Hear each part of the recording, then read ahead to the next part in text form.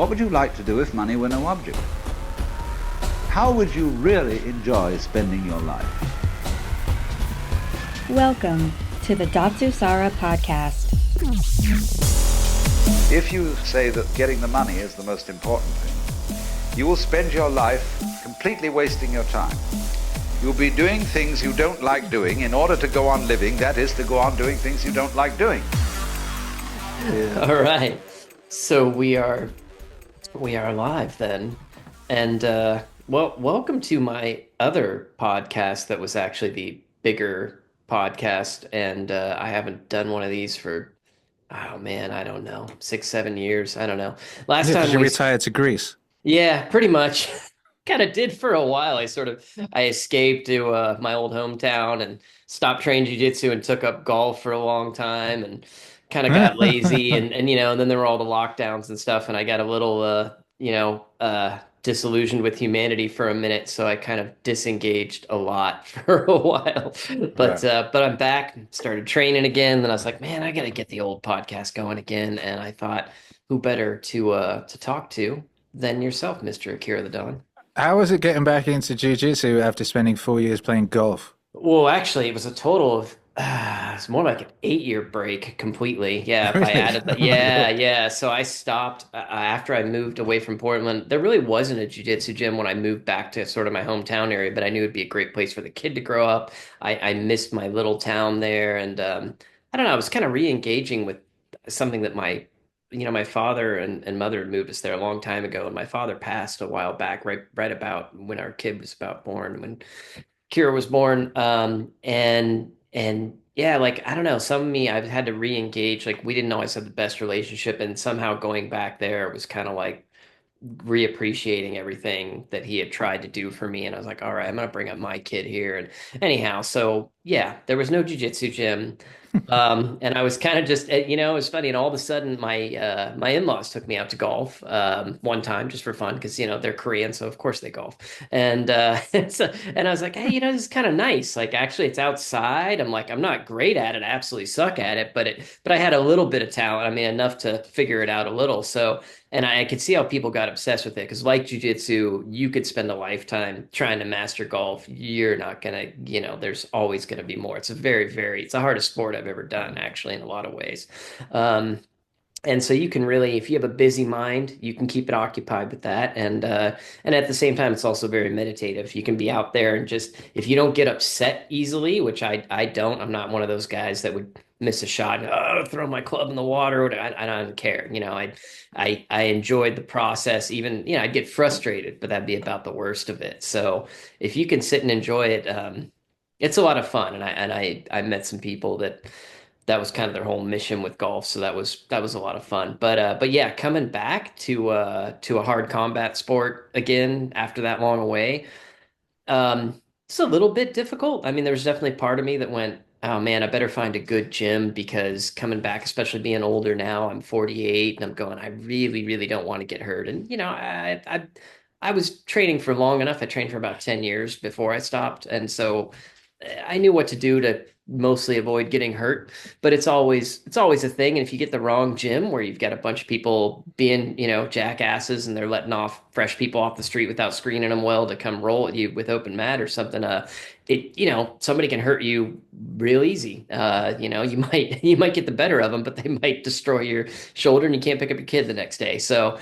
that's no good. But I found a fantastic gym here, Straight Blast Gym, Texas, and they happen to be sort of studying and training under some people that I really respect in jiu-jitsu that I think are fantastic, and they screen their people extremely well. So we have no douchebags there, so it's fantastic. And I don't feel like if I get hurt, it's gonna be my own fault. So yeah, it was a little tough coming back though. There's a lot of things that were still in the head that I remembered, but it took some getting used to and motivating, getting that back to like feeling like I'm excited about it took some time, but once it kicked in, now I've practically quit golf, which I can't imagine because I was obsessed, just absolutely obsessed. And I was going, there's no way. But the golf isn't as good where we moved to here in Texas. I knew that was a thing. And so I went, you know what? And I just more and more, I'm like, I really want to get back to jiu-jitsu and I want to get, I kind of I plateaued too much and didn't spend enough time learning properly. And I'd actually like to get somewhere, get that black belt someday, and just just enjoy it. So yeah, now I'm obsessed. I'm actually next week I'm going on a trip to Costa Rica for a whole training camp down there. Oh, really? Yeah, Costa yeah, Rica's nice. that's what I hear. Huh? Never, Yeah, I never, spent a never. bunch of time out there over the past couple of years because that's where I was going to deal with my Mexican visa. That's Ah, where the consulate I was having to go to was, and various things. And we had we had visited some friends over there who live up a mountain and have like a weird sort of yoga retreat thing or yeah. something. There's a lot of that out there. Yeah, there's a lot of incredible graffiti. Is one thing about that place. Huh. Has incredible graffiti, and and coffee, That forests, I and stuff of hear. that nature. Nice. And yeah, no, it's cool. It's kind of interesting. I was there like 1 year, and then I came back the next year, and I was in Costa Rica, like in the center, and it was suddenly full of homeless people, and they'd all come from Venezuela Uh, because Biden had said you can come to the U.S. So they'd sure. been It's all coming coming through. down through, and then kind of got stuck, or Ah, just stayed. So yep. like the local coffee shop guy was filling me in on the law. It quite changed the place quite a bit. I'd be interested to see what it's like now, Yeah. but it's a cool place. Yeah. It'll be interesting. We're supposed to be in Tamarindo, which apparently is a nice spot. So we'll see. Apparently also a very, very touristy spot, no longer very cheap, but I think they keep that place kind of tightly locked down because they want to keep the tourism going. So anyway, we'll see. I haven't been in the ocean in a long time. I miss that. There's something about getting Mm. recharges the batteries a little bit. So that'll be a lot of fun. Go train, sit in the ocean, eat great food, have some Fuck nice yeah. coffee. Yeah, yeah, I'm into that. Which, you're kind of on that vibe now too, because I mean, living down there in Mexico, you've kind of just got the tropical weather, and you took up. When did you take up CrossFit?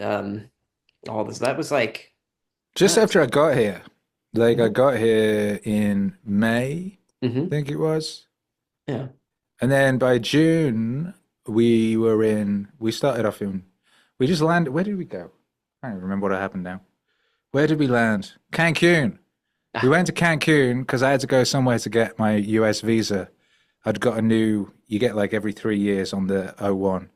It's hmm funny how people know more about visas now, or talk right. more about visas now. That became a subject of conversation. I was on the O1. That's the alien of extraordinary ability, not the, you know, tech support or whatever. Right. I was an extraordinary alien, and you get a new one. You have to get a new one every 3 years, so you have to go out the country to an embassy and get it stamped. And we had to do this, and it was COVID time, so everything was all over the place. And I Yeah. was like, "Hey, let's go to Cancun for this one," because I always wanted to go to Cancun because I like True Romance, which is a movie. Yes. And at the end of it, they go to Cancun. Yeah. Yeah. So we went to Cancun, and then we got to Cancun, and then we couldn't get a visa appointment because of Tom Hanks' disease and all that stuff. Right. So so we had to stay until we could get a visa appointment. So we ended up coming down to Playa del Carmen, which is sort of an hour from Cancun, because people suggested it, and we're still here, uh, which is incredible. Is it? Well, you know this. Your listeners might not. Um, Yeah. but not long after we got out here, Joe Biden or whoever was running the Joe Biden account or whatever at that point Right. decided that you could not come back into the US if you weren't vaccinated with the Tom Hanks vaccine, hmm and we weren't, so we couldn't go back to the US where we lived and had built a life. So we remained in Mexico and sort of rebuilt here from ground up because all our stuff is in Texas where it hmm remains in storage. So I literally had to rebuild an entire life from ground up in Mexico. But anyway, the CrossFit thing was because I was going to this cafe because it had internet, so I could do my emails and shit. hmm And it was right next to a gym, uh, and I'd watch people in this gym sort of jumping up and down and picking things up and putting them down again. There was just always like a fucking mob of them going crazy. I was like, I should probably do that, whatever that is. I should probably do that. So I went in there and I chatted with this guy, and he didn't speak any English, and I didn't speak any Spanish at that point. And somehow we arranged for me to go in there the next day. So I went to a class, and halfway through, I had to go outside and throw up in the middle of the road. And I was Yeah. like, all right, I should probably do this then. This is what I should probably do. So I Love that. just kept going every day, like ever since. Until recently, towards like a couple months back, I stopped doing the regular classes and Hmm. started. And here's the thing, because there used to be all of us doing the classes, and then there's what I used to call the big boys, who were in the kind of outside gym room next door, which would be some people who would just sort of run their own classes, essentially, just doing their Uh-huh. own workouts. Who'd Yeah. sort of who did Yeah. who obviously transcended it somewhat. And I have transcended into that area a couple of months ago, and I'm just running my Nice. own daily workouts Ah, because there are nice. certain things I wanted to improve at specifically, Yeah. which would require more than, say, like the way a CrossFit Yeah, the class workout works. of the day. You're going to Yeah. do like 15 minutes of this one thing, then move on to this other thing, and da da da da da. And there were some things that I wanted to improve at that would require more than 15 minutes, if you know what I mean. So I'll spend Yes. like an hour doing bench one day, and I'll spend an hour doing presses another day, and so on and so forth. Yeah. Yeah. So that's what I've been doing. But I still got, and it turned out to be amazing because the guy who runs the place was the Mexican CrossFit champion, Oh. Alan Garcia.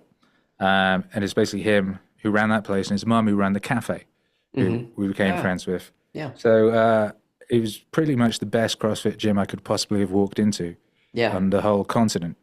That's And I pretty. had an incredible education in basically anything. So now I walked, when I went in there, I didn't know how to do anything. Yeah. They were like, I couldn't squat. Yago, my coach, had to teach me to squat holding a plate and sort of squatting. And I couldn't do anything at all. And now I can Yeah. do lots of things, and I can go in any gym in the world and feel Yeah. very confident. And it's a Yeah. wonderful gift. It's a Ah, wonderful thing. that's excellent. And you're getting ever so closer to your mission of being able to carry the entire family on your back through the apocalypse, right? Yeah, exactly. I, yeah, which is exactly, that's what you need to be able to do as a human male in the Yes. event of alien invasions or such like. You need to be able to carry your family over long distances and rough terrain Yes. and disagreeable circumstances. Yes. Otherwise, what are you doing? Otherwise, what are you? That's right. You know? That's right. So, That's excellent. That's really good yeah. stuff, though. It was really interesting to see like the transformation. Like, okay, Kira's been trained. Oh, look, he's getting bigger, getting swole. So it's good to see people though picking that up, like even at whatever stage in life, and just doing like Yeah, I'll be and 45 this year. Like when nice. I got there, I was 41. Hmm. And I was very weak. I had a chiropractor. I went to see a chiropractor. When I got off the plane to Cancun, I could barely walk. Yeah. At that point, because I knew I wasn't going to be in my studio for a short, what I thought was a relatively short period of time.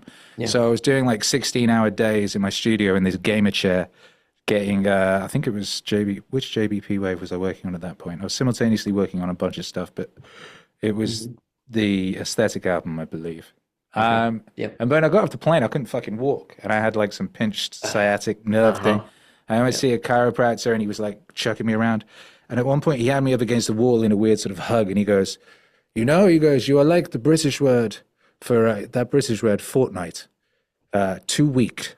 Oh, damn. I said, you're hilarious. But I was like, yeah, he's right. I do need to get strong because I was Hmm. too weak. Yeah. My exercise involved DJing 5 nights a week in a club and jumping up and down and stuff like that. Hmm. That Yeah. was Yeah. basically my exercise. Yeah. And when I started, I could barely pick, it was picking up the barbell was fucking, they wouldn't let me pick up the barbell initially. I was on the plastic one. Yeah. You know what I mean? I was on the fucking pipe. Well, I that's was on that smart. pipe They until I was competent with that pipe. That's smart though. At least they were good. That's a good CrossFit gym if they didn't, just toss you in and go, here, go ahead, do a bunch of deadlifts until you throw out your back. And yeah, so They were really good. that's good. Touch desk. I have in 4 years haven't had an injury. That's really good. Yeah. And I only ever saw. I've never seen. You hear about people going crazy, but in it's a good gym, and I've only heard of people being injured. One guy like missed the box jump and smashed his Oh, shin into it, and yeah. was out the game for like 4 months. Oh wow. And That's always, it's the box jump that always used to freak me out the most. Huh. Well, I not freak hadn't me thought out, about that one being dangerous. I didn't think but the about that. box jump's dangerous Uh, because you jump on and you're all sweating and shit and you're spraying. hmm And I knew that there's room for error in that fucking box jump, Yeah. but I had some narrow misses with that box jump. But it's the box jump that I feel is the most. Oh, what was the other day? I was doing a bench press the other day, and I'm getting, for me, like, heavy. I'm now at 195 now. Nice. I've been focusing on that because and that was the thing. So I was going to CrossFit, and it was like you do bench like once a week, and I could never, like, me and a homie, we both always like spotted each other, and like we never get further than like 150 Yeah. because you just don't have time to sort of push on it, and you're always off doing something else. hmm So anyhow, I'm getting close now to my 225, and I've got to the point where it's now I'm just edging 195, and that's suddenly quite heavy to the point that, like, if I were to drop it, it would it would chop my head Yeah. off. Uh-huh. You know what I mean? So when you're racking the thing, you've got to be like, I'm super fucking aware now when racking stuff that if I Yeah. fuck it up, it's a problem now. Yeah. We're in Yeah. like super problem territory. Uh-huh. But That's good though. But what I love too is that you saw that people were doing something kind of hard and you went, oh, I gotta go do that. And then, you went in, you trained, you throw up and you're like, oh, this is absolutely what I need. Like that is an interesting mentality that I don't think everybody has. And especially you coming from being in a more artistic field where I mean, yeah, you could avoid that and make excuses all day long, and wasn't necessarily you weren't like an athlete sitting there already, so that's impressive. well, that's the psyop, isn't it? It hmm was when I was young. The psyop was the artistic people don't do physical activities. Right, They do drugs and right, stuff of that nature, right? And yeah, physical people are morons who don't read books. right. That was Right, the so yep, that was the that was whole the story. psyop, Uh-huh. and then it turns out that's completely untrue. It was funny. One of the things that happened in my gym was that, like, a lot of them got into Meaningwave very quickly, and Mm, I would walk into the gym and they'd be blasting Meaningwave, doing workouts and awesome. stuff, which is a beautiful thing. Because it's funny, you go to the gym and like someone's like reading fucking Marcus Aurelius or something like that between sets, and you realize that the whole thing really was this massive psyop. So true. But I that agree. was the case with me. The case with me was that was the thing that was lacking, and I'd Yes. been sort of step by step fixing various things and tweaking various things, and that was an aspect that needed dialing in, and I That'll knew it bring some did. balance. Yeah, I yeah. knew it did because I didn't want to do it. You know what I mean? It's Yes, like, I know. Yeah, well, it's smart that you identified that. I still struggle on certain days to go, okay, like for me, it's usually like I'm looking around the gym and it's open mat and I'm going, oh man, that guy's gonna be the one guy that's gonna give me a lot of trouble. I'm like, all right, I've got that mentality. I'm like, go straight to him because that's gonna suck. I'm probably gonna lose, and but I will learn, and that's exactly what I need to be doing. So yeah, it takes a bit of willpower for sure. I gotta say though, your meaning wave, which we should back up in a second, explain what that is for people who don't know you yet. But your work really helped me when I was getting back into jiu-jitsu and I needed to kind of get motivated and yeah, get that mentality of like, hey, this is something I'm either afraid of or looks hard, but that's where I'm going. good. I'd turn up the Jocko or the Goggins tracks or really any of them. I mean, because you name it and all of them are useful at different times. So yeah, it was very helpful. I think I played. I mean, I listen to your stuff anyway, but I think for the first couple of months of coming back really hard, that was like all I had on. It was like, okay, I'm playing that on the way to the gym, playing it in the shower when I'm coming back. I'm playing, like that was kind of the beat of my life there. So yeah, very much appreciated it. So on that though, we should explain. So what would you say that you do exactly? How do you describe your work and occupation, as it were? Well, yeah, I mean, you just said it. I make music, but the music I make on a lyrical level, the music itself is very, very varied. And I make a lot of music. I put music out every week. There's usually an album every sort of month, 5 weeks or something like that, or more. So I do a lot, and I work in a wide range of styles, instrumentation, emotional, etc. But lyrically, rather than making songs about breaking up with a lady, which seems to be the most songs. Yeah, 95% at least. It's a lot. It's anyway. But yeah, a lot. Most of what you will hear on the radio seems to occupy the emotional spectrum of a teenager, Yeah. pretty much, or someone Yeah. who's just gone to college, and it just stays that way weirdly and kind of intensifies. But anyway, so I'm interested in integrating the wisdom of the ages and the wisdom of mankind into music, which seems, as far as I can tell, to be one of the most powerful delivery mechanisms for knowledge and information and ideas and so on and so forth. Yes. So that's what I do. So whether it's like transmuting an old book like Marcus Aurelius's Meditations into a series of records, or whether it's sampling someone like you mentioned, like Jocko Willink or David Goggins or Earl Nightingale or whoever, Neville Goddard or whoever it might be, Alan Watts, whoever. There's many rooms in the mansion. And what I also find is that lots of different people will have a slightly different perspective on the same thing. So oftentimes I'll have multiple people talking about the same thing.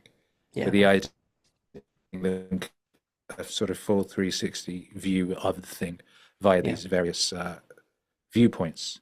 And then I put those things into songs, and sometimes people will understand them immediately and they find them useful. And sometimes they won't understand them at all, but they'll like the song.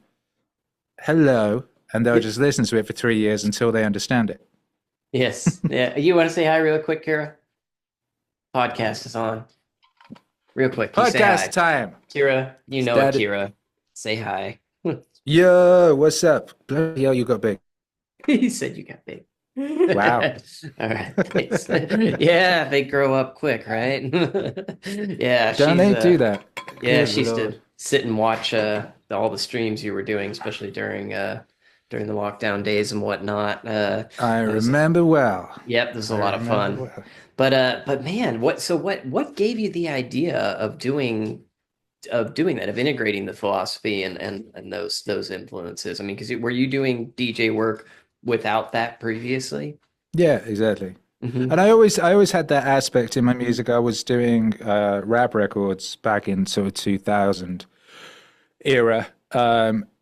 And I was mostly making sort of like rap songs, but they would. What I really liked about rap records and a lot of rock records of the kind of '90s era was the sort of skits. You'd have the intro, you'd have a chopped up bit from a movie or somebody talking or something. So when I was making my mixtapes, I would have a lot of that stuff, and then I'd be like, well, what if the whole song was essentially that? Yeah. So I'd have a whole song that was in the context of a mixtape. I'd have a 3-minute section with Jack Kirby talking about divining the idea of Galactus from reading the Bible or something, and have that over music. So I was always doing that. And also, when I was a kid, I quit school. I left home just before I was 16. So I left school not long after. But the last exams I did, because that was kind of a difficult period, just practically. So I was sleeping in a tent in the woods for a part of it, and hitchhiking to school in the mornings and stuff. So I wasn't able to do a lot of revision. But I had like one of those cassette recorders where you press the button down. So what I used to do was, if my revision notes, I would read them over ambient music, and then I would just play that when I went to sleep, as opposed to actually revising. And what I discovered was the subjects where I got round to doing that, I did very well. So I discovered very early that combining stuff you want to imbue with music is rather powerful. So it got to a point in sort of, where was it now? Like 8 years ago or something? And I wanted to imbue some stuff, and I was like, hey, I should just put this into my records. There were some ideas and some things. I was like, I remember I was reading Scott Adams' book, How to Win Big, How to Lose at Everything and Still Win Big. And he was talking about the idea of affirmations, that you write down, da-da-da-da-da. I was like, I could just put that into records. So I was like sneaking affirmations into records and stuff like that. And it kind of grew from there. Because it was something I was always doing, but it sort of grew over time into being this thing that I kind of like chiseled out and developed and turned into a very sort of specific art form / psychotechnology with a very specific purpose and sort of trackable effect. Yeah. It's fascinating to me, not only that, I mean, but a brilliant thing to come up with, but the range of your influences on this too, I find really interesting. Because I mean, I ran into you because you were doing some stuff with Peterson, and at the time I was very into Peterson's works. Mm. And but uh you know, previously I had been into Campbell, Alan Watts, a lot of the people Mm. that you have done, and then but I also have my other side of me that's like, oh, okay, I need some, yeah, Jocko Willink, I need some David Goggins, I need some, but and you have got, and then you know, you go back to the Stoics. It's like you have such an interesting body of influence that I don't think I think some people would even assume that they're contradictory in some ways. I don't see it Mm. that way, but you know, some people would look at Alan Watts or Joseph Campbell and go, oh, well, that totally disagrees with the other side of this. Is sort of a Yeah, but hard. there are places where they intersect, and I that's what think you're so. looking out for, right? So it's like if Yeah. something is true, it's Hmm. true across all spectrums, right? So Right. if you're looking at historically, if you're trying to work out something that happened, having one source is not going to be good enough. But if you've got Hmm. multiple sources like across the globe, you know, say all cultures all talk about a flood. There was a Hmm. flood. There must have been a flood, right? We have this Right. idea of, say, a flood. It happened all over the place, da da da da da. Hmm. So similarly, if the areas where, and there are areas, so these things are probably more likely to be true and useful in your life. There are Hmm. areas where Alan Watts, Marcus Aurelius, and Ayn Rand intersect, for Yeah. example. Yeah. You know, and a lot of people who enjoy or read the works of those, either of those individually, might be completely opposed to the other and think that anything the other said would be wrong if heard in the wrong context, right? Right. Something I was hearing a lot in the early days was people writing to me saying, "Oh, I came into your work via Alan Watts. I love Alan Watts. I thought Jordan Peterson was an evil individual, but Uh-huh. I found something. I've really got into his stuff, and I've now understand that the media was lying to me," type thing. Yes. And then I hear the inverse. I Hmm. hear people who were into, say, the Peterson stuff and thought that the likes of Watts were stupid hippies who had terrible Right. ideas, and oh, actually, da da da da da. So Yeah. anyway, Yeah. I think one of our big, you know, obviously, one of our bigger problems as a species is people jumping to conclusions regarding whole sort of whole schools of thought based Hmm. on the perception of individuals who discuss those schools of thought. So Right. people will discount just like whole areas of being because one guy spoke about it and they're not supposed to like that guy because he's on the other team or whatever it is, right? Yeah. And in some ways, I think that may have gotten worse with the internet. Whereas, you know, when we were younger, I don't know, I would run into one thing and then run into another, and I didn't have a flood of online opinions to somehow run into and go, oh, who is this guy? Oh, really? Oh, all these people say horrible things, you Oh, know? that's bad. That's a bad guy. Oops. Yeah, you Yeah. could happily be reading something for years before you were aware that it was politically ungood. Yeah. You're like, oh, that Right. was the bad guy. Oh, Yeah. fuck. Yeah.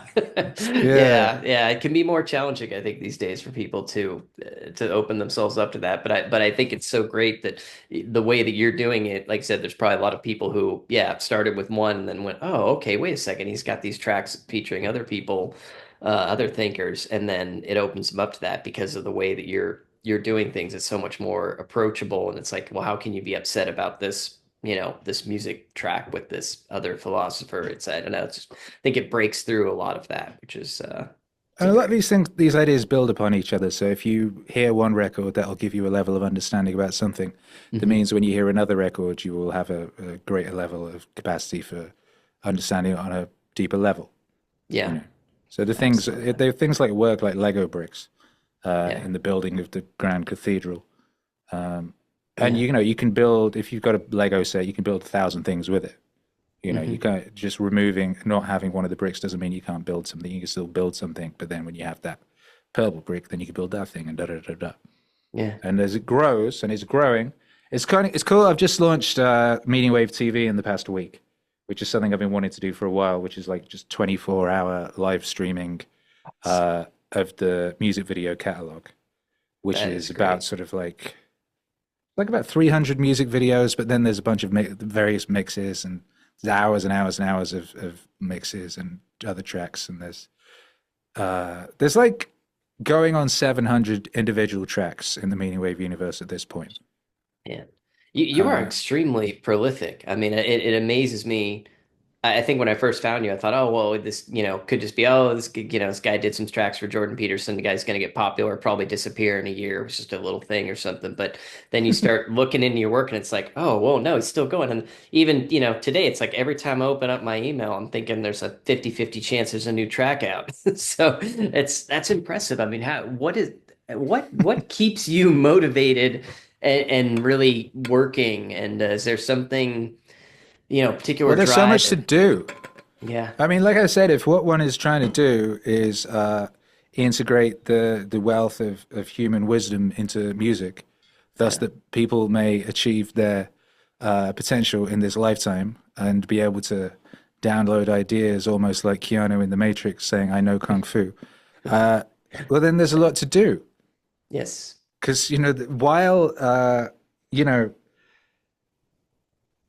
while it's incredible how much data can be compressed in a mythopoetic fashion into like a single story, Hmm. that's part of the reason of stories. You'll know this from Joseph Campbell, right? It's like, Yeah.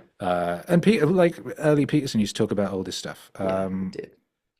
There's so much encoded into Pinocchio, Right. right? There's so much data on a sort of societal level. It's like there's so much stuff you need to transmit to a new individual stepping into the society. Hmm. I had a staff member who was supporting me on a lot of my endeavors, and I was working, I had him for 2 years, and he was wonderful. And over the course of 2 years, we built up all these systems and, this fucking Byzantine sort of empire of stuff that he knew how to do all these various things. And then I lost him recently in a tragic, absolutely tragic, ridiculous event that might be a movie one day. But then trying to replace this guy, this wonderful boy, uh, is proving very, very difficult because it's like, how do I translate all of that information to a new person in a Yeah. way that doesn't completely overload them and blow up their brain? This was like 2 years of bit by bit by bit by bit Yeah. creating all these systems and so on and so forth. It's like it's almost impossible, and that's what mythology, that's what stories are doing, right? They're transmitting these like thousands of years of things in order to become these functional human beings and societies. There's so many little pieces, and they're all very, very important. And without just one of them, things can fall to shit. So it's Yeah. like, how do you transmit that to an individual? And that's one thing that stories do, Yeah. is they transmit these things. And that's part of what I'm working on doing. So therefore, there's a lot to do because there's a lot to imbue, right? Hmm. There are many rooms in the mansion. As it says somewhere in the Bible, there is a lot of things we need to get down. And Yeah. as far as I know, I have a relatively limited time. Hmm. So there's a lot to do. So that's why I work so hard and so much, and that's why I'm so prolific. And I'm working on and aiming at improving systems and modes of being Hmm. so I can become ever more productive and work at a higher and more useful level. Constantly, it's a constant refinement process of becoming better and essentially getting to the point where that which you see as an idea and potential you can make real and quicker and more accurately and more perfectly, more usefully and more beautifully. Yeah. Perfect isn't the right word, but the accurately I think is right. Right. It's interesting. Maybe in some ways, perhaps the fact that you picked such a high mission, a goal that's so big and kind of, I don't know, it's a massive and important thing that must somehow, maybe that helps with the motivation in some ways rather than picking something that's, maybe a little more easily attainable, or that you don't have to put a lot of energy into getting done necessarily. Like for instance, in my life, I think when I started my company, the first one, Datsusara, there was it was such a big thing and I didn't even really know what I was doing completely. I just knew that I felt like it needed to be done. It was something important.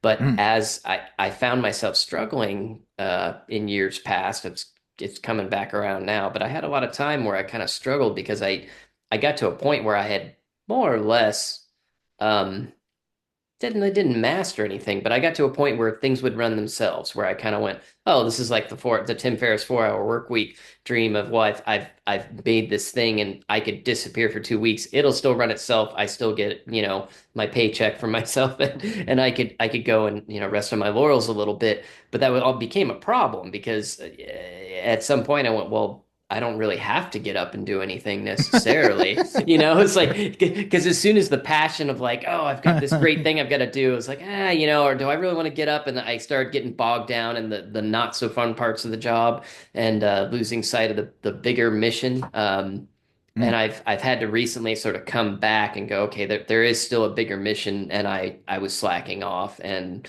there's, I need to get off my ass and get back to it. It's still been a bit of a struggle. There's still so many days where I go, man, I don't want to sit down and update the website today. I don't want to go talk to that manufacturer or whatever it is I've got to do because it'll run anyway. It'll be fine. But but I was just but it fascinates me when I see people like yourself or like a Joe Rogan, where you guys you're just cranking it out. Like you don't seem to, I doubt you have much trouble getting up and getting to work. It seems like, Well, it won't do itself. If yeah, I don't do it, it can't be done. I'm the only person who can do it. right. So that's the thing there, right? So there's always aspects of what you do that somebody else could do. Mm-hmm. And so part of the what one should what part of what you have to do is isolate those things Yeah. and have those done by somebody else. Ultimately, you should only be doing that which only you can do, Yeah. right? And that's the stuff that, because otherwise you will like, well, why am I bothering? I don't need to do this. Yeah. Ultimately, in your instance, if it's a case that somebody else could be having certain meetings or talking to certain people while you do the thing that only you can do, whatever that is, Yeah. as long as you're doing the thing that only you can do, then that's an incredible sort of mission.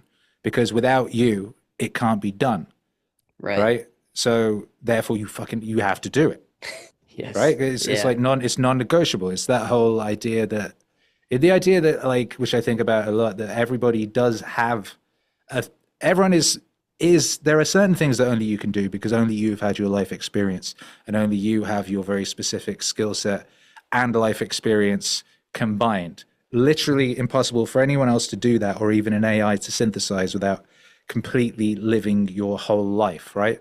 So within that, there is going to be some things that only you can do as a result of, as a consequence of that existence, as a consequence of everything that's conspired to create you as you are at this moment. So being able to hone in on the thing that only you can do at that point, therefore makes you essentially, if you think of it like a pixel on a screen, if you're not doing the thing that only you can do as in your position of pixel, then you have a dead pixel on the screen. Yeah. And the whole thing is fucked up. And the more people not doing that, the worse the movie is for everybody. Yeah. So the idea is that everybody should be ultimately doing the thing that is for them to do. And if you're Yes. doing the thing that is for you to do, then that's like a holy mission. And that's an incredible thing. And there's a Yes. huge power in that. And how could you ever need motivation? Because you have that's meaning, right? Therefore, if you've zoned in on the meaning of your life, the purpose of your being, then there's no motivation required, because you're doing something holy. You're Yeah. doing something uniquely holy that only you can do. Yes. And it's not, that's not Love a casual thing. Oh yeah, just No. casually find the thing that only you can do and do it. Woo, woo, woo. Right. But like that should, if that's the mission, that's something to aim at, and Yeah. that's something everybody can aim at. You can be chipping away at that, and if you're paying attention, you will get closer and closer and closer to that thing, and you will feel it buzzing like a metal detector, or like when you're playing one of those video games, and if you move in the right direction, what's it, Ape Escape or something? You like going in the direction of the thing, your controller will start vibrating more, and so on and so forth. And you can calibrate your existence in such a fashion that you're getting closer and closer to the true potential of your being. And when you're in that place, then life is golden and magical and full of synchronicities and so-called coincidences, and everything's shimmering and glittering and wonderful. Yeah. Yeah. That is very true. And that's a big part of, oddly enough, of my company mission. I mean, it is Datsusara. It means to escape the life of the salary worker. But really, what that meant to me when I started it was escape sort of a non-meaningful drudgery and finding what is your purpose, going on that hero's quest and forever essentially, That's and why I made finding that song with the sample from My Dinner with Andre, which is called Escape. Yes, yeah, Which has this idea of New York as a self-built prison for which the people are the guards, and they've built their own prison and they're very proud of it, and so on and so forth. And that really works as it's not just the idea of that's like an individual. That's people all over the world. That's much of people's existence are these self-built and self-manned and self-run prisons. It's not usually the case that it's other people stopping you. It's usually the case that it's you stopping you. it's true. It's very true. And What do you recommend for? I always ask people, for people who, let's say, they have that feeling like I'm not doing what I should be doing, but they haven't really figured out what it is that might be their purpose. What do you think would help get people on the track or to get noticing the right things? Well, you can just pick a thing and just do a thing.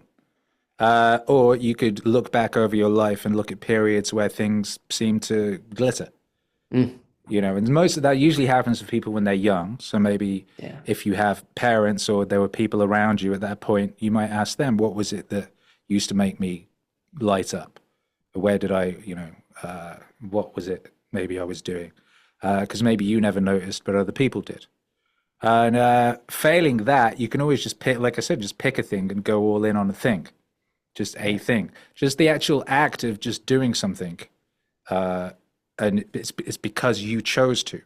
Like you making a decision to do a thing, like whatever that thing is, whether it's like go to the gym and get good at a specific thing in the gym, or whether it's like go and read to old people in a old people's home, or collect rocks, or whatever it is, just picking a thing and going all in on a thing and putting your all into doing something of your own volition. Just doing that, you'll start to notice things. It's when people are drifting. It's when you're drifting. It's when your life is out of your control and you're not making the decisions and you're allowing this sludge to your being to just like whatever it is you're doing. Say you pick a gym. The gym is a really good one, it turns out. Because there gets to a point, because you've been deliberately aiming at something and you've been diligent and disciplined, you get to a level you start literally having this kind of anime power that you can almost see sort of like around you. And you can feel this thing and you suddenly realize that like it works, that you can actually create that. You can actually bring that kind of experience into your being just purely by like sticking to something you said you were going to do, right? By not letting yourself and your ancestors down. Yes. You can bring that being into your life and then you go, oh shit, so you could put that anywhere, Yeah. So you can just do that with yourself in the gym on a thing. You can bring that into being. So if you can do that in the gym, you could do that in another aspect of life if you're choosing. So if you could like focus in on some area where you found pleasure or peace or whatever it was, you could then look at that area and start moving in that direction. And just whatever amount of time you have, there's always some time that you can say you've got a job and you're really, really busy and you don't have time to do anything else or acquire a new skill. You'll find you do. There's amount of time that you're wasting watching YouTube videos or scrolling on Instagram or like just not being as efficient you could be in some area of your life wherein you could shave off some time and then you could allocate that time into doing something within the realm that you've chosen, whatever that is. Just 1 hour a day. That's it. Yeah, that's very true. No, This is a new. I just remembered this new Elle Nightingale record that's coming out next week is basically about that. It's about this idea of just like isolating 1 hour a day and then focusing that on exercising your mind in the area of whatever it is you want to get better at or, improve, make money and whatever it is. Just like 1 hour a day over a year is a lot of hours. I can't remember the exact equation, but it's enough to change your life. For sure. It's enough to change your life, and everybody can do that. Yeah. I think that's great advice. There's a whole lot of time wasting. I mean, everybody tends to act like they're very busy, but yeah, I think most people when they sit down and really look at it, there's a great deal of time wasting. And when you look at how much entertainment, say, we consume on an average day, most people, it's a lot. So, An yeah. artist is someone who makes choices, right? Hmm. And everybody is making choices all day long. But oftentimes, an artist is someone who makes choices with the deliberateness of purpose, Hmm. right? So it's I'm making this choice. This hi hat is going there, da da da da da da for a reason. I'm Hmm. doing that deliberately. Bob Ross is putting that white thing there, and you don't know why, but oh yeah, that's going to turn into a cloud or whatever it is, right? That's a deliberateness of purpose. And in your life, if you act with a deliberateness of purpose, your life can be an artwork. It can be a masterpiece. But if you're not acting with a deliberateness of purpose, it will just be a fucking mess, and it'll be something somebody else wants for it. Yeah. And a huge amount of people's lives, and I have to constantly recalibrate my own to make sure this isn't happening to me Mm. because it can creep in so quickly. Yeah. You end up being a tool of someone else's ideas. You end up drifting. Who is it who said drifting? Talked about drifting. I think it was Napoleon Hill. Mm. And he didn't come up with that because after listening to him talking about it and working with that in some music, it turned up in meditations as well. Yeah. Marcus Aurelius had the idea of drifting. Jocko talks about it. Drifting is essentially when you're allowing other things to direct the course of your life. Hmm. Rather than you acting with the deliberateness of purpose and going, I am doing this for this reason, you just allow yourself to be carried off. Yeah. And that's how people end up in awful situations. And that's how people end up in degeneracy and gambling and sorrow and misery and awfulness and Yeah. wondering where the fuck their lives are. Absolutely. Well, it's so easy to do because even if you think you're in control, like for instance, I mean, I definitely had a time where, like I said, I got to a point where the company could run itself to an extent. So I was like, oh, well, I have all these choices. I'm going to go golf. Hey, I want to go wine tasting middle of the afternoon. Like I want to drink to whenever. It doesn't matter. Like I do. But then I'm going, oh, wait a second. I'm turning into like, yeah, I worked this hard because I thought when I was younger, I want that hedonistic, thing. I want to be able to do whatever I want to do and lounge around when I want to and do other things. And I was still always active. I mean, even the pursuit of golf was a very pursuit of excellence sort of thing for me, but you can very easily start getting sidetracked. And I thought I was in control, but really I wasn't. There were too many other things, like even with the drinking. At first it was probably it serving me, and then I became me serving it after a while. I was like, oh, now all of a sudden now I'm a little grumpy when I don't have a drink. Oh, I'm gonna have a couple tonight. Oh, I didn't get good sleep. Oh, well, maybe if I had a drink, and it's this horrible Yeah. cycle. And I go, well, yeah, I'm in perfect control. I could do whatever I want, but you're really not, and you can get lost in that. I know for myself, I struggle with sometimes I'm a little too intuitive. I think I'm on that mission, but I tend to just I don't always have a system and a disciplined way of going after that mission. So I'll just kind of intuitively go, well, when I feel this or when that, or I'll figure it out as I go. But that can lead, for me, that's a personal weakness I have to watch out for, because that can lead to too much, nebulous non-action, or just kind of a flailing of energy, as opposed to, yeah, let's Directed laser beam. Yeah. yeah, You which have is, to, you yeah, do need to allow room for inspired action. sure. Like that's the most important kind of action is inspired action. So but people do Right. make the error of going too deep into a kind of like rigorous, systemized, disciplined existence that leaves no room for inspiration and Right. leaves no room for inspired action. Yeah. So, but it's like anything. You go too far in one direction or Yeah. too far in the other direction, so on and so Yeah. forth. Like both these things allow room for the devil to come in. Yes. You kind of have to know where your imbalances, or where your temptations or whatever it is, lie. So, yeah, you Yeah, don't let that happen. yeah. Just don't create spaces for the devil to get in. And Yes. if you're acting unthinkingly, something will find that space. Hmm. And Yeah. booze is the perfect example of that. There's a reason Hmm. they call it spirits, my grandmother used to say to me. Yeah. Because the idea was that, once you get to a certain level of drunk, you open that blackout drunk, you open yourself up and the devil goes joyriding. The Yeah. demons go joyriding with you, and that's why they call it spirits. And I find that to be accurate. And that's the case with anything. You find yourself, dude, I got back from the gym the other day and I was like I was tired. I'd been up very early, blah, blah, blah. I lie down on the sofa, start just looking at something on Twitter, and then suddenly an hour had gone by.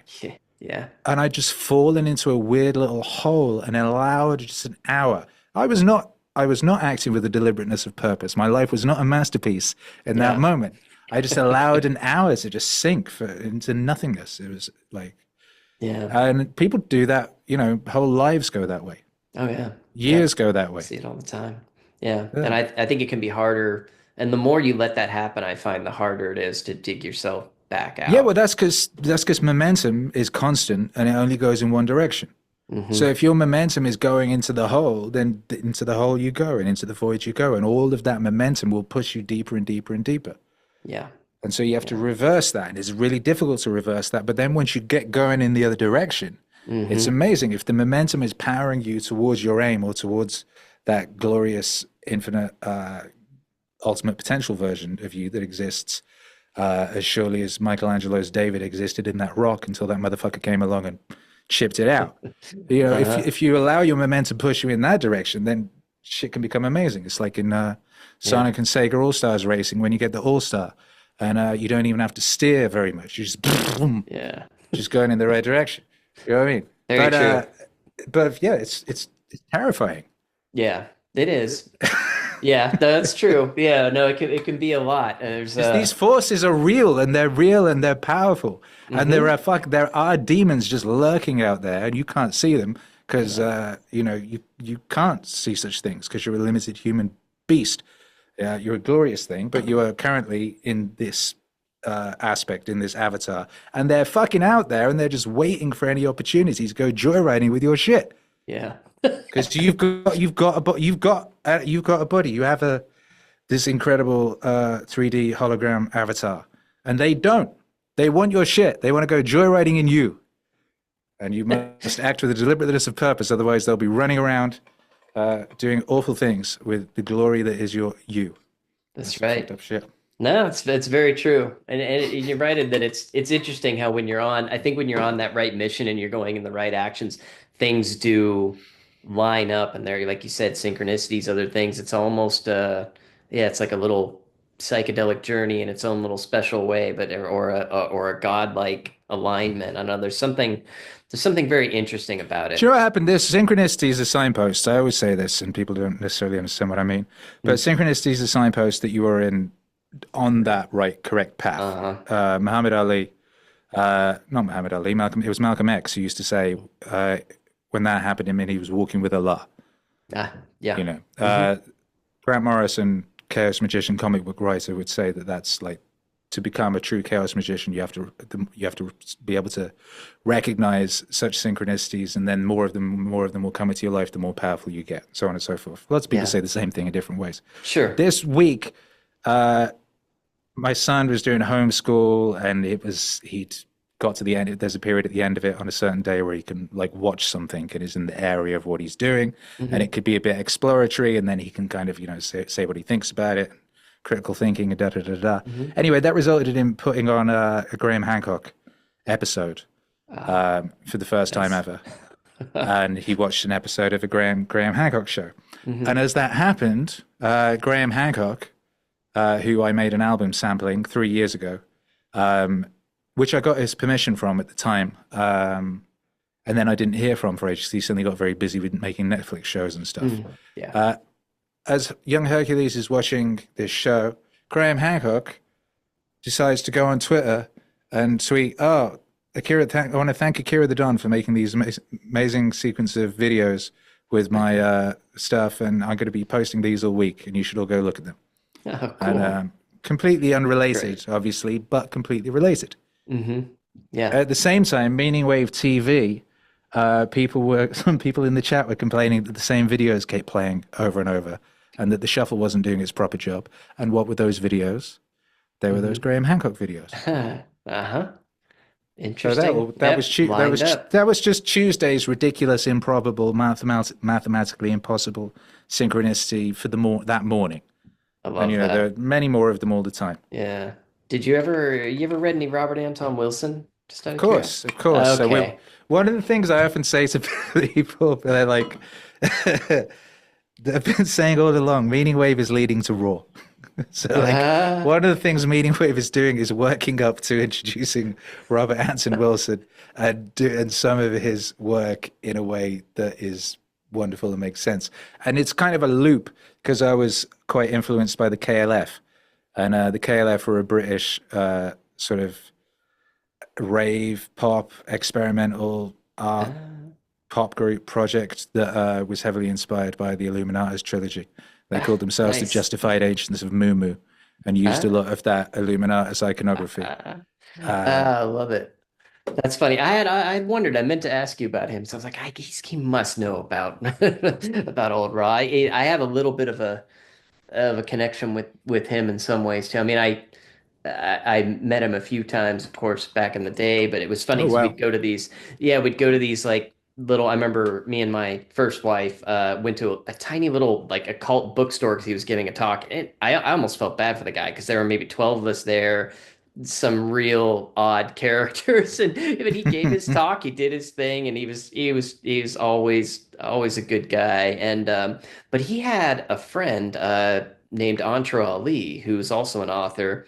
Did a lot of work with para theater, which was kind of this, was it Artaud inspired him? But anyway, it's this very kind of weird, um, God, what would you call it? I can't, it's a ritualistic theater of sorts where you still may be doing theater and performing, but you go through a full ritual process to invoke energies and bring in spirits, and it gets a little weird. Some of it I didn't even like that much, but Antra himself, he also made movies. It got in that area. I'm like, I can't. I'm not my thing. But Uncomfortable yeah, area. but absolutely. But it was interesting because they would work themselves into almost a psychedelic state. And the guy, he was a friend. He was a friend of Wilson. I think Wilson even wrote an intro for one of his books. Mm. And so they were all kind of connected.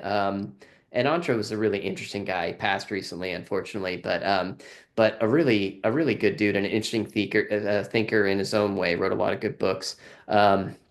But anyway, so yeah, so I had a little connection through that because he was good friends with him. And then I also met when I was younger and I was kind of sort of avoiding school and hanging out and smoking too much weed. I got introduced to the Church of Subgenius, which of course was, partially influenced by that. And I ended up meeting a lot of the big Church of Subgenius people because I moved up to the Bay Area. So I was hanging out with like, Dr. Hal and all those. Like he used to run a whole show at a bar called Ask Dr. Hal. And what an amazing guy too. It was funny. He could do the whole what's the poem? Is it The Mariner, I think? He could recite that Hmm. from memory anytime you wanted him to. Just sit there, just be like, all right, everybody sit down. We're gonna do The Mariner. Like just the whole damn thing. And but anyway, interesting character. But speaking of all the synchronicities, it has been odd in my life. The things that I've gravitated to, such as that, I end up somehow meeting those people and like, Mm. meeting Jordan Peterson and all these, Joe Rogan, whatever, and yourself. And so it is interesting, all these little synchronicities, but a lot of it goes back to Robert Anton Wilson there too. So I'm very glad to hear that you'll someday be working on that. That's Yeah, of course. I yeah, mean, I have been sort of secretly for years, yeah. but That's it's a tough it's one. like I said, everything works kind of sequentially, building blocks, etc. Yeah. So but the whole thing is yeah, an aspect of everything is just leading to that I love in that that. funny way. But that's what you Uh, do. Like I said, I mentioned Grant Morrison earlier, and he was a comic book writer, chaos mm, magician type thing, and I loved his work and read him for years and years, and then we ended up becoming friends. yeah. And he So was great. ended up becoming he was turned out to be a fan of my music and so on and so forth. Like Yeah. that stuff just happens if you're kind of intense enough. If you're Hmm. intense enough about existence, then you will just bring in that's what you will do with your existence. Yeah. You will what's Joseph Campbell talks about this, if you the way he talks about it is the field of your bliss, right? So if you Hmm. zone into what he calls the field of your bliss and then Yeah. you make that your life's work and you're very, very intense about doing it, then people will start to come into your life Yeah. in the area of Absolutely. that and they will Hmm. open doors for you and so on and so Yes. forth. And Yeah. I found that to be very accurate. Yeah. People disagree. Jordan Peterson, for example, disagrees with that idea of bliss, Yeah. I know. I've heard which him I feel to nitpick be over more of a that. linguistic argument Yeah. I agree. rather than, Yeah, I think if necessarily if this Campbell was interpretation. alive, they could have worked that out just fine. Yeah, Yeah, Peterson likes to think of it more from the idea of like picking up a responsibility and a burden sort of thing. He has more that idea of looking at it, picking up a big rock or what have you, as opposed to the nice thing that you really want to do. He's like, it's the thing you don't want to do. But I don't think that's incongruent with what Campbell was talking about. But either way, what he's talking about is true. If you isolate that, as we were talking about earlier, if you work out what that thing is for you and you go really all in on it, then you will bring these things into your life and your being will become magical in that fashion. And it can also be very dangerous. Sure. But it really does work. I realized a little while back, Danny Miranda, who's a podcasting individual, pointed this out. He's a guy who does a lot of research. So he did some research into me and he asked me some questions and he made me realize some things which I'd never realized. One of which is that I was really into Irvin Welsh's novel Trainspotting when I was young. And I used to skip off school and just go sit in the toilets at a supermarket and read that book. And the book is written in phonetic Scottish. Mm-hmm. So in order to be able to read it, you have to put on this Scottish accent in your head or even mouth it out loud. It's literally written in that fashion. So I developed a Scottish accent, a usable Scottish accent reading that book. And then I had a job where I was doing door-to-door gas sales, and I'd heard that regional accents did better in that. So I put on this Scottish accent that I'd learned from reading Trainspotting doing this job. So I was spending a bunch of time walking around just putting on a Scottish accent that was good enough that it could fool Scottish people. And so I did that. And then when I left, when I went to London, like I said, I left home just before I was 16, but when I was sort of 17, 18, late 17 or something, I went to London. And I was supposed to be staying with some girl and it didn't work out. And I was homeless for a bit, sort of wandering around for a few nights. And I bumped into a guy at the train station who was selling travel cards, like used travel cards. And he was this like Northern Irish punk character with a Mohican. And he was like, oh, come back to I've got a squat, come back to my squat. No, he was Northern Irish, so I can't do the Northern Irish. But anyway, then so I go back to his squat and I hang out with him, and then his girlfriend comes back, and she's Scottish, and he's like, oh, meet my new pal, this side of me Scottish, and she's like, oh, how do you laddie, where are you from? I'm like, oh shit, I'm from Falkirk, and I said Falkirk because that's where this band I liked called Arab Strap were from, and she goes, that's where I'm from. Whereabouts did you live? And I went, by the post office. And she was like, oh, that's amazing. And then I spent like 3 months living in a squat with a bunch of junkies, and it was exactly like Trainspotting. And I didn't realize till afterwards, like the characters, they were these like young punk, like alternative-y sort of like mohawks and face tattoos, decades before face tattoos was cool, in this squat. And I had my own mattress in the corner, and no one else was allowed to touch the mattress because they all had lice. And they didn't want me to get lice because they liked me because I represented the future. And they just fucking sat around banging up smack all day and going out to shoplift to get money to buy smack. And like, that's how I got to live in London. And I didn't realize till years and years and years later when Danny Miranda pointed out the fact that I used to be really into Trainspotting and read it phonetically, and used to have this job where I was putting on this Scottish accent. I brought that into my being by doing it, by speaking it, by putting on the voice, by reading the stories. I turned my life into that story. I brought that story into my life. I like literally did. That's like literally some kind of magical incantation. There's no way that would just happen of its own accord. By doing it, by reading it, by speaking it, by being it, I made that happen. And that's not necessarily like a good thing. It's like people be doing that shit accidentally and inviting all sorts of situations and horrors and things into their life by speaking it, by doing it, by being it, like wearing a groove into a record. I agree. Yeah, that's a good point of like the dangers of being able to also follow what your interest or what you may think is your bliss or something that you're attracted to. You got to be careful. As like I said, if you're unthinkingly doing these things, they're still happening, right? It's still happening all the time. That is literally how existence works, whether you're aware of it or not. So in doing what you're doing and saying what you say every day and thinking what you think every day, you are creating your world. You're creating the world that's going to come next month, the month after, or whatever it is. In what you're doing and thinking now, you're bringing that into being, whether you're aware of it or not. So I find it is important to be aware of it because, Yeah. Well, you I'll tell know, you what, my first marriage was partially started because we were both really into David Lynch films. So you can imagine how that one ended up at being it was not good. But yeah, I go back these days. I can hardly even watch some of well, Dune and some other things are fine. But yeah, there's some I'm like I can't go into that dark place right now. But at least I don't want to invite that into the life completely. So yeah. Anyway, God bless that yeah. man.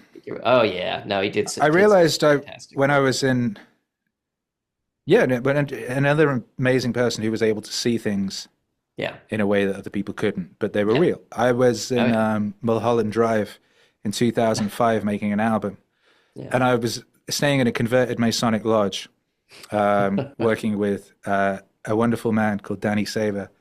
And after I'd been there for a couple of months and been going to some parties locally and stuff, I realized that that movie was not the sort of surrealist, strange dream scenario that people said it was. It was a Mm. documentary. And Mm-hmm. that was stuff, everything in it was true.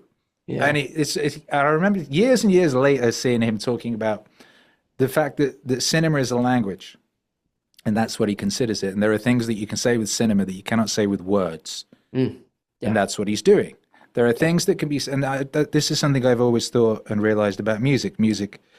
One thing about music is it's an invitation of the transcendent and the divine, which cannot be described but only experienced, right? Hmm. So Yeah. that's one thing that music's doing. It's giving you language for something that we do not have language for. Terence McKenna talks about that unfinished language thing a lot, right? Mm-hmm. So Yeah. music is a language. Nature is a language. Can't you read, as Morrissey says? Cinema is a language. And David Lynch was fluent in cinema, and he was able to tell the exact truth about things that we have no language for Hmm. with his movies. And until I actually experienced Mulholland Drive in real life, I did not realize that. But I did experience it in real life, and I knew that to be completely true. So all of his works are just literal truth, Yeah. expressed in a way that other forms cannot express. Yeah. And one of the most Absolutely. wonderful things that happened in the modern time was when he died, which was obviously not, you're like, oh, it was so wonderful that he died. It was such an outpouring of love and appreciation Yeah. from every corner of society, No, that's true. right? Beyond all the political spectrum and all the Hmm. various divides, everyone recognized that, Yeah. even if they couldn't consciously allocute it, say it. Yeah. Yeah. And for like 2 weeks or something, X was like a wonderful place to be because people were just posting David Lynch stuff, and everyone was just Yeah. in a way I've never seen before. Even when David Bowie died, it wasn't like Mm. that. Yeah.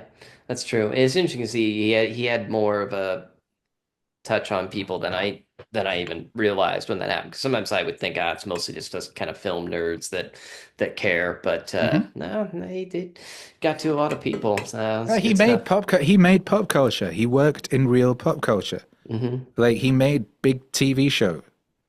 Right. Like people think of it. They That like was huge. even That's the a good word point. Lynchian is he has his own word, Right. but it's the reason he has it's something there wasn't a word for until he came along and was able to express things in a Hmm. way that words could not. So Hmm. Lynchian becomes a word, and Lynchian is this perfect example of McKenna's unfinished language because you say Lynchian and you instantly know what that means.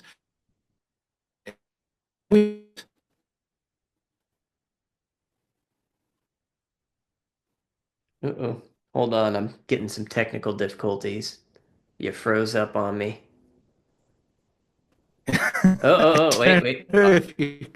Audio's There coming he is. back. You stopped at such a funny freeze. You had this like funny little smile, which you still have actually. Oh no, it's Stuck. moved now. Now he's Oh, back. there. You Okay, just there we frozen go. on this funny little smile. Hopefully that's in there somewhere in the recording. Oh no, it froze again. Darn it. All right, what's going on here? There we go. There we go. Okay. All right. Yeah, Hopefully it right. stops. But yeah. Yeah, Lynch was quite. I hope now maybe people will finally agree with me and appreciate the fact that he did a better job with Dune than the modern version, in my opinion. I won't even watch those new ones because Uh, it I hurts. refuse. It kills me because Dune is such a hard thing to do, and that's why even when he got done with it, he didn't want to put his name on it because he was like, I didn't do it justice, even though Frank Yeah. Herbert thought he did a good job. But it's hard. But what I think that Lynch nailed was like I said, there's some sort of unspoken feeling and language. There's something that there's an air about Dune and the way it's supposed to come across, and he captured that. And even though, But there's a yeah, reason they okay, got Giga working on it, right? right, Like they had Giga working on that. Like Giga's a yeah, creepy guy.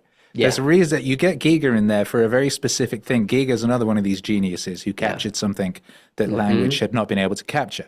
In yeah, all of that Necronomicon and all those stuff that spawned so many things, including one of the best movies of all time, Alien, yeah, Giga had captured something that is fundamentally true, something we all know and have always known and are a bit freaked out and scared of. And there's something in there, something perfectly Jungian. And they went to Giga, yes, right, to yeah, get that into Dune. Baron right, Harkonnen's chair is made out of Giga, yeah, right? And there's a yeah, reason. And this new shit hasn't got any of that. no, Aside from it's got Zendaya, who is one of the most creepy things about our contemporary culture. But I can't watch it. I can't watch those things. no, no, I love that book, and yeah. I love how it is in my mind. Yes. You're better off not watching it. I sat through it because I'm such a Dune fanatic, and I went, all right, I'm just going to see what they did. And I mean, some of the graphics and visual, of course, like all modern thing, oh, well, that's impressive, but they missed the mark so hard and they ruined so many things. I just went, oh, you're killing me. But, it's another franchise trying to be torn apart. I mean, but that's happened with just about every good franchise, unfortunately. It's like, well, let's fuck up Star Wars. Let's fuck Oh up yeah, Star Trek. everything. Yeah. Yeah, Yeah. literally everything. Yeah, nothing sacred. And that was that was very deliberate and purposeful, and it's one of the things that you have to do if you're deliberately trying to destroy a people. You have to destroy their foundational myths. You have to destroy their mythology and their shared mythology. Yeah, You destroy the shared mythology, then they don't have anything to bind them together anymore, and that's the situation we have. The last thing that absolutely. bound anyone together was probably Game of Thrones season 4. Yeah, That was probably the last time that people were united culturally. yeah. And that's why that Lynch passing was such a moment, because that people were Yeah. united People culturally. came back a bit. Yeah, Everybody recognized greatness in the work of that man and had a very personal connection to it, from the chuddiest of the chuddies to the wokiest of the wokies. So right. whatever, like all of that stuff, which has been something ingrained in people's ideas of who they are and what they're up to in this world. Lynch transcended all of that, and I think reminded people that they weren't that. And I think since that moment, a lot of that culture war posturing stuff is seeming somewhat hollow and starting to collapse and dissolve and disintegrate in the eyes of people. And I think you're right. I hope so. I feel like we've hit a bit of a turning point again, and we'll see. We'll see how things go. But I'm a little more positive about things than I certainly was not too many years ago. I was always impressed where you were still every day getting up like, hey, it's the peak of human civilization, great to be alive. And I'm going, I don't know. I'd kind of like to go back to like maybe the I don't know, 70s Star or Wars something. sucks now. Yeah, exactly. they're like, yeah, It's but you have to get through, you have to go through that in Yeah. order to get to the next thing. You have to Yes. breathe in or to breathe out, and so on and so forth. And there is no light without shadow, and all of these right. things. We had to get through that moment. The mistake is people thinking this is it forever. Yeah. It's never it forever. Right. That people might think it, like, Barry Hussein stood up there in the tower, "Wah, ha, ha, ha, ha, I've conquered, the world is mine," for that second, but then the world keeps moving. Yeah. Yeah. And the same mistake is being made by people who think that this is their moment and so on and so forth. Like, none of this is here forever. This is all transitory. Transitory. Exactly. Yeah. But we're on the way to far, far more beautiful and greater things. And I just feel bad for all these people who've built their lives around YouTube channels that hate everything. Yeah. Because if your whole business model is based around everything being awful, what do you do when things aren't awful anymore? Right. That's true. Like, a lot of these people are lost your screwed, drive. and you Yeah. see them, and they're kind of upset. They're like, "No, don't be good." They don't want Yeah. things to be good. Uh-huh. This is bad, awful, freaking live. And the thumbnails and da da da. Yeah. Because they had a purpose, and there was a weird period where people felt alone and they were being gaslit by all these dreadful Hmm. TV shows and ruinations. So this whole Sure. parallel economy grew up going, yes, you're right. These things are awful. Yeah. But as the world changes and goodness starts to come back into the world and so on and so forth, it's like, what are you doing? Yeah. Yeah. Yeah. And you see the difference between people who actually genuinely love things and Hmm. want things to be good and people who just want to make money off people being upset. Yeah. Yeah. Absolutely. Absolutely. Well, I am impressed that you have stayed fast to your mission and that you keep cranking out great stuff that helps us all. So, thank you for Well, that. this is the difference. So, see, there are you're one of these people who actually likes things, right? And actually does want a better world. Yeah.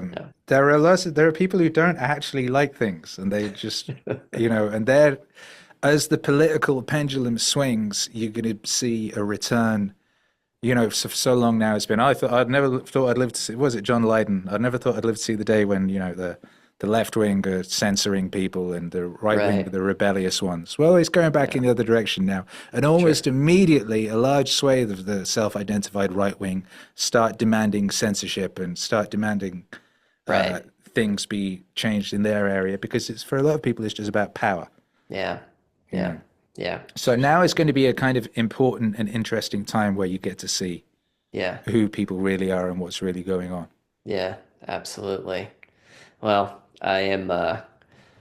I'm glad to be kind of pulling my head out of some of that a little bit because I felt like I was kind of taking part in a little bit of a war there for a minute, but it was a necessary moment for me. So, but it's nice to kind of to be able to, I feel like since things have changed a little bit, to be able to kind of take a breath back and go back to, yeah, getting back to things that I love and focusing on that again a bit more. So yeah, again, your work helped with that and on my journey back into re-engaging in life and not being so bleak and thinking that humanity really was So as bad as I drifting. thought it was when I was a teenager. That was the pernicious aspect of one of the mimetic kind of ideas that came out during this period was Hmm. this feeling of powerlessness that people had and this feeling that Yeah. evil was winning and there was nothing they could do about it. And you saw that in so many aspects of things, whether it was people, the idea that Disney now owns all the stories and they're going to ruin Right. everything and there's nothing you can do about it apart from Right. just hate movies and stop going to the theater. Hmm. That's your power, right? Or whether it was the Q thing, don't you do anything, patriots are in control, you haven't got to do anything. There's these Yeah. magical white Hmm. hats, they're going to fix The everything nice for you. Da, da, fantasy. da. There were Yeah. all in every aspect of the culture, there was a version of this pernicious idea. And the idea was you are powerless and Hmm. things are bad. Hmm. It's bleak and dark and horrible, and you have no power. So you should just what? It was a drift. It was a drift encouragement mechanism that turned Yeah. a lot of people into drifting. And the Yeah. drifting was all right. We're gonna consume you. You're gonna tell us how bad things are and why things are bad, and we're gonna consume you talking about that. And we're gonna Hmm. feel angry and sad, but we're gonna feel like we're doing something because we're watching you telling us how bad things are. Yeah. Right. That's true. There's a lot of people who are just consuming that and not actually even being a little active in that or Yeah, because they were doing told, don't yeah. create, trust the plan. Or Yeah. don't, Right. we're gonna just watch Hmm. us or listen to us or da da da da da. But don't you do anything at all. Hmm. Yeah. It can be tough. I feel for people. I luckily I think I had a lot of time in my early years to learn how to self-analyze a little bit and to kind of pay attention to what I'm doing and be aware of these things.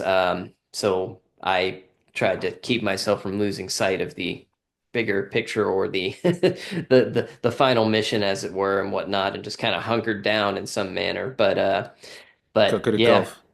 yeah, right.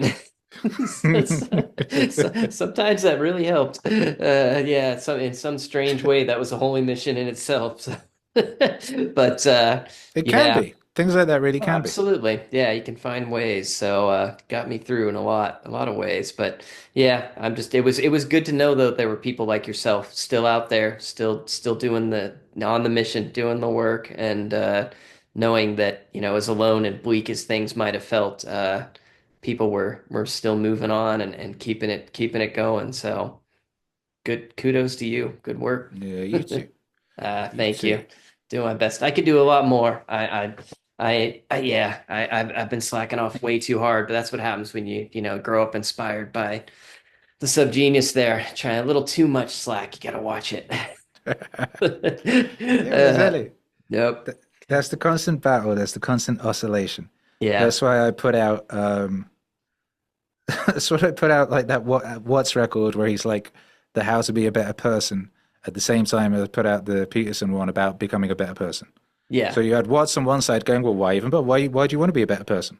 The person who wants to be a better person is supposedly flawed, so why would you listen to him? Versus Peterson saying seemingly the opposite thing. But this is a constant battle between these two forces. Mm-hmm. And, Yeah. you know, the try and the not try. What is the thing? I always think of, I once saw a little video of like a monk explaining this thing visually, where he's like, The Wu Wei or when you're trying to get something, uh-huh. it just goes away from you, Yeah. right? And when you're trying to push something away, it come back, Uh-huh. right? Mm-hmm. Like, fuck, you know what I mean? And it really is that. Yeah. And that's basically it forever. Yeah. It's it forever. Is like sussing out the balance between the desire and the non-desire, and the acceptance of that which is and the acceptance of that which is coming, that you wish to come. Yes. But the also engaging in being in such a fashion that you bring into being the good outcome, the good story, as opposed to the horrible story. Right. But the cool thing is the horrible story is the story that happens when you're not paying attention. I think that seems to be one of the lessons of the whole thing.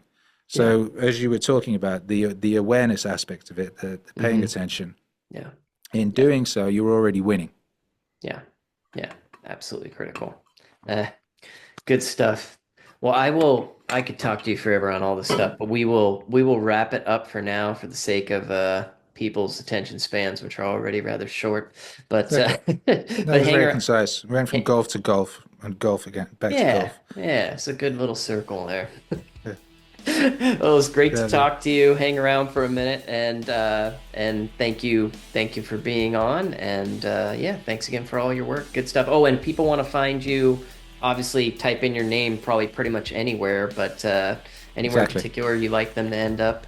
No, they should, wherever they like to be. There'll be something there, I imagine. All right, just go look up Akira the Don, folks. You will find. All right, thank you.